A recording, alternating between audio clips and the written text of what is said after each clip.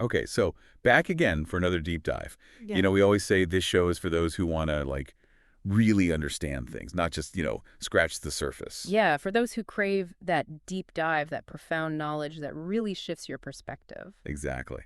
And today, we're tackling a text that's, well, kind of famous for its insights.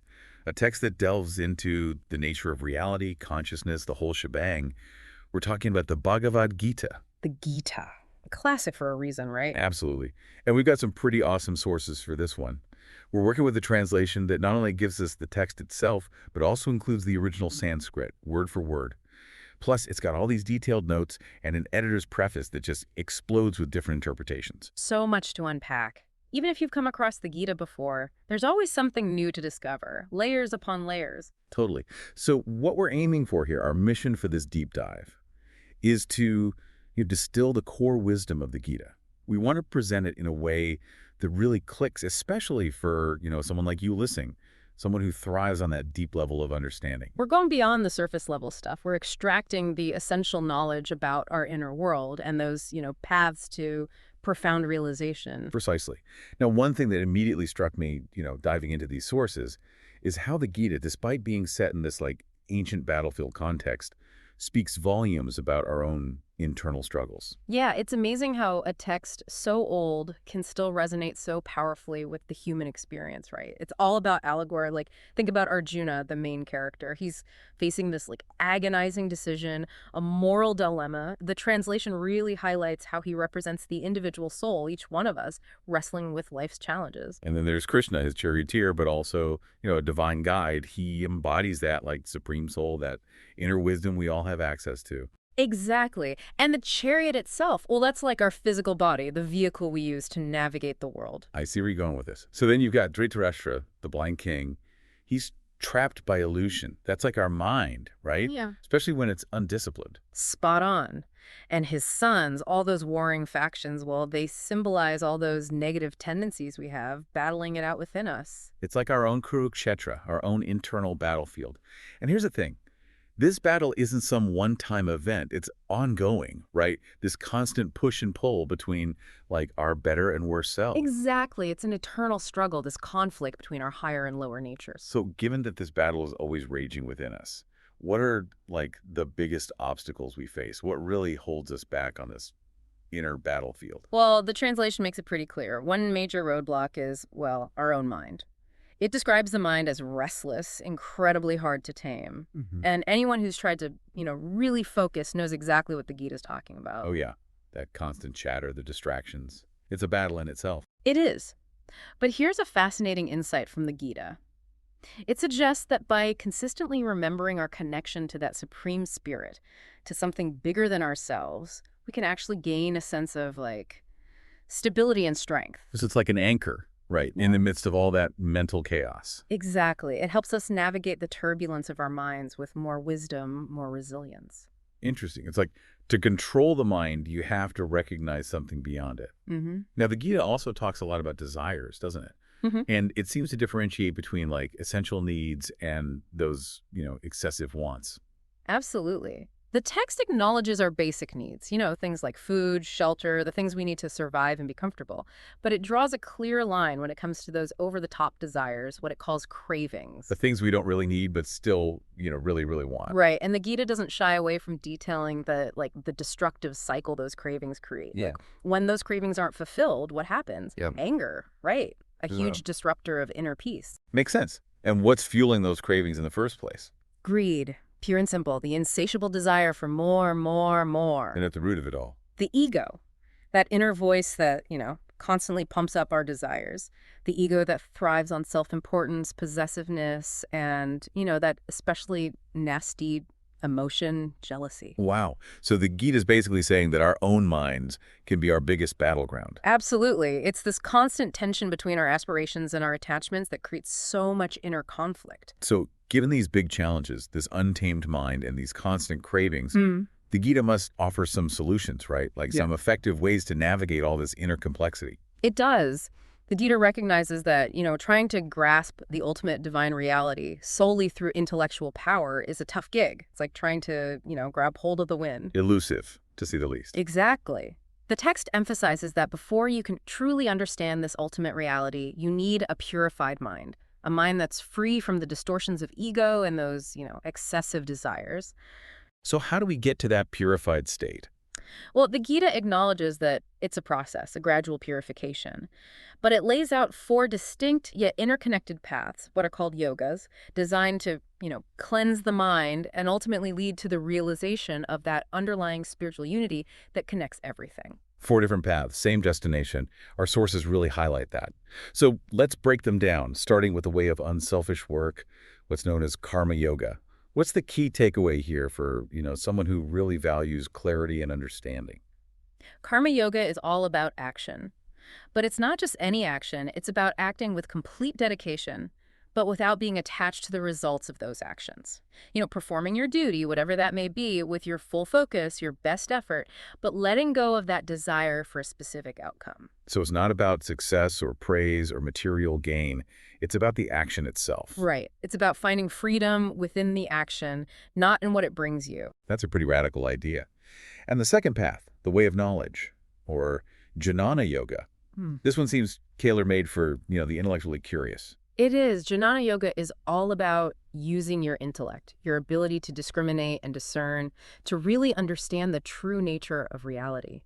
It's about using wisdom to differentiate between what's temporary, that material world, and what's eternal, the unchanging self. It's like deep philosophical inquiry, right? Yeah. Seeking those fundamental truths that govern existence. Exactly. But as we talked about earlier, even on this path, mental purification is essential. That unfettered intellectual pursuit can sometimes get clouded by ego and preconceived notions. So pure reason is powerful, but it needs a clear lens to see the ultimate reality. Now, the third path is the way of meditation, Raja Yoga. What does this one offer that's unique? Raja Yoga is all about disciplined practice. It's about quieting the mind, turning inward through meditation. The goal is to move beyond that constant stream of thoughts and experience the consciousness, the bliss that resides within. It's like a direct path to experiencing that inner reality. Exactly. And the Gita highlights how this inner joy is far superior to any fleeting pleasure you can find in the external world. So meditation is a tool to cut those chains that bind us to the material realm, allowing us to experience our true spiritual nature. Precisely. It's about training the mind to be still so that deeper reality can be perceived. Got it. And finally, we have the way of devotion, or bhakti yoga. This one often gets highlighted as like a particularly accessible and powerful path. Why is that? Bhakti yoga is all about love. It's characterized by this intense, unwavering love and longing for the divine. Okay, so it's an emotional path. It is. The Gita actually uses the analogy of a shortcut, like a tunnel connecting 2 points directly, compared to the more gradual ascents of knowledge or detached action. Interesting. So it's a more direct route, but it requires something pretty crucial, right? It does. Bhakti yoga relies on faith, deep, unwavering trust in the object of devotion. This path is often said to resonate with those who have a natural inclination towards emotional connection and surrender. It allows them to bypass some of that intellectual rigor or self-discipline that other paths require. So it's like love, when directed towards the divine, can purify the heart and mind, leading to that same ultimate understanding. Exactly. It's fascinating how the Gita offers this multifaceted approach. It acknowledges that different personalities, different inclinations might gravitate towards different paths, but they all lead to the same destination. Right, and this actually aligns with the point the editor's preface makes about the Hindu worldview. It emphasizes how this tradition embraces, and often even requires, holding multiple perspectives at the same time. That's a pretty unique perspective. Can you elaborate on that a bit? Sure, think about the Vedic tradition, where the Gita originates. It often praises different deities within the same texts, with the importance of each deity shifting depending on the specific hymn or ritual. So it's context dependent. Right. And the Gita reflects this fluidity. Like when Arjuna asks Krishna a question, he doesn't get a single rigid answer. Instead, Krishna offers a whole range of perspectives across different chapters, different yogic paths. It's like Krishna saying, here are multiple ways to look at reality. Find what works for you. Exactly. Truth isn't always black and white. It can be approached from many angles. And what resonates most effectively can vary from person to person, even from moment to moment. The editor's preface also talks about how the Gita has been interpreted in so many different ways throughout history, from the philosophical schools of Shankara, Ramanuja, and others, to its influence on figures like Gandhi and its integration into various spiritual movements. It's amazing, right? The fact that such a diverse range of thinkers and movements have found inspiration and meaning in the Gita speaks volumes about its depth and adaptability. It truly is a multifaceted text. Okay, so let's delve into some of those fundamental concepts the Gita presents about the self and the nature of reality. Yeah. This is where things get, really insightful. Absolutely. One of the core teachings of the Gita is this concept of the self, or Atman. It's described as unborn, eternal, undying, and fundamentally different from the physical body, which is, subject to birth and death. So there's this distinction between the physical and the spiritual. Right. And the Gita makes a very clear statement. It says that the self is not slain when the body is slain. It's presented as this unchanging, all-pervading essence, something beyond our normal senses and intellect. Unthinkable, unmanifest, yet the very foundation of our being. So while our physical existence is limited, there's this underlying essence that endures. Exactly. The Gita emphasizes that contrast, the temporary nature of the physical form versus the eternal nature of the self. And recognizing this truth, understanding this distinction, is essential for overcoming sorrow and delusion. It's about shifting our identification from the impermanent to the enduring. Precisely. And this understanding of the self is closely tied to the concept of action, or karma, another central theme in the Gita. But it's not just about doing things, it's about how we approach those actions. Right, it's the attitude behind the action that matters. Exactly. The Gita strongly advocates for fulfilling your duties, your responsibilities, but with a crucial caveat, without attachment to the results. This is that principle of karma yoga we discussed earlier. Acting without being attached to the outcome. Right. True skill in action, what the Gita calls yoga in its broader sense, is about maintaining equanimity, that state of balance and inner peace, regardless of success or failure. So it's like giving your all to something without being hung up on what you'll get out of it. Exactly. And the Gita explains that when our intellect is aligned with this principle of non-attached action, it leads to liberation from the cycle of rebirth and the suffering that comes with it. By letting go of that craving for specific outcomes, we free ourselves from the karmic bonds that tie us to the material world. It's a powerful idea, acting with intention and skill, but without the weight of expectations. Now, there's a point in the Gita where Arjuna questions Krishna about the source of his wisdom. He's basically asking, how can you have knowledge that predates your own birth? Yeah, it's a valid question. And Krishna's answer is pretty crucial. He states that his birth and actions are not bound by the ordinary laws of karma. They are divine manifestations. So it's about recognizing Krishna's divine nature. Exactly. And truly understanding this, grasping who Krishna really is, leads to liberation from that cycle of rebirth and ultimately union with him. He also reveals that he is the source, the origin of everything that exists. That's a huge statement. And the Gita also talks about different types of people who are devoted to Krishna, right? It does. It outlines 4 main categories of devotees based on their motivations. There are those who are in distress, those who seek knowledge, those who desire material gain, and those who are wise. So different starting points, different motivations. Right. But the Gita emphasizes that those with unwavering minds, those who are constantly focused on Krishna with love and devotion, are particularly dear to him. It's that steadfast, single-pointed focus that matters most. So while the reasons for seeking the divine might differ, it's that unwavering devotion that creates the strongest connection. The Gita also introduces this concept of the 3 gunas, right? These fundamental qualities of nature that influence our experience. Right. These are sattva, rajas, and tamas, representing goodness and purity, passion and activity, and inertia and darkness, respectively.